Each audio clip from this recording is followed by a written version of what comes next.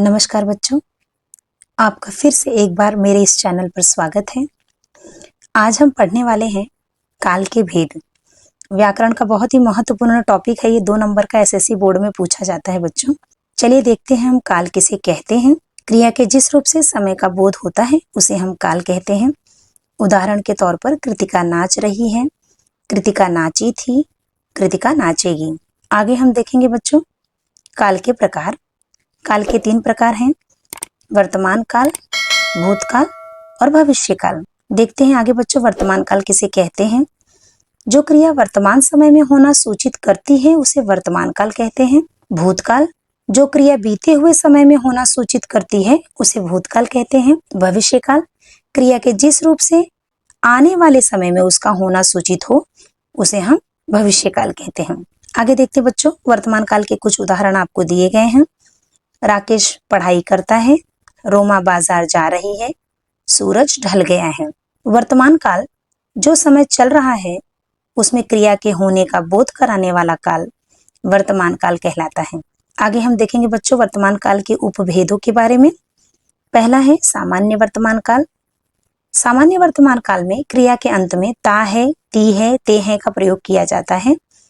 उदाहरण के तौर पर रमा विद्यालय जाती है, शिक्षक पढ़ाते हैं, माँ खाना बनाती है। अपूर्ण वर्तमान काल में देखेंगे बच्चों क्रिया के साथ रहा है, रही है, रहे हैं का प्रयोग हो जाता है। धोनी क्रिकेट खेल रहा है, बच्चे घोड़े की सवारी कर रहे हैं, केशव की माताजी भोजन पका रही हैं। पूर्ण वर्तमान काल में बच्चों मुख्य क्रिया के अंत में आ है, ई है तथा ए है का प्रयोग होता है। उदाहरण के तौर पर सचिन ने खाना खाया है, सीमा विद्यालय गई है, गुरुजी लखनऊ गए हैं। आगे हम देखेंगे बच्चों दूसरा भूतकाल। जब बीते हुए समय में किसी भी क्रिया के संपन्न होने का बोध हो तो उसे हम भूतकाल कहते हैं। आगे हम देखेंगे बच्चों भूतकाल के कुछ उदाहरण।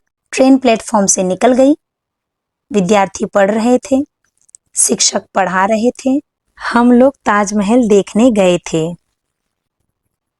आगे हम देखेंगे बच्चों भूतकाल के उपभेदों के बारे में। पहला हम देखेंगे बच्चों सामान्य भूतकाल। सामान्य भूतकाल में क्रिया के अंत में आ, ए, ई जुड़ा होता है। बच्चे रेत का घर बनाने में जुट गए, राजू घटना स्थल पर पहुंच गया, गाय ने दूध देना बंद कर दिया।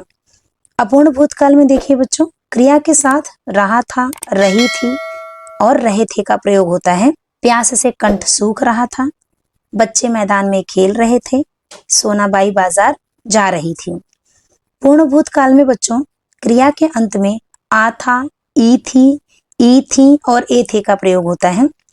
उदाहरण के तौर पर मेहमान मंडली अभी बैठी हुई थी, इस साल बहुत गर्मी पड़ी थी, घर तक जाने के लिए हमें पैदल चलना पड़ा था। आगे देखेंगे बच्चों तीसरा भविष्य काल। क्रिया के जिस रूप से आने वाले समय में काम के होने का बोध हो उसे हम भविष्य काल कहते हैं। अब भविष्य काल पहचानेंगे कैसे इसे देखते हैं बच्चों।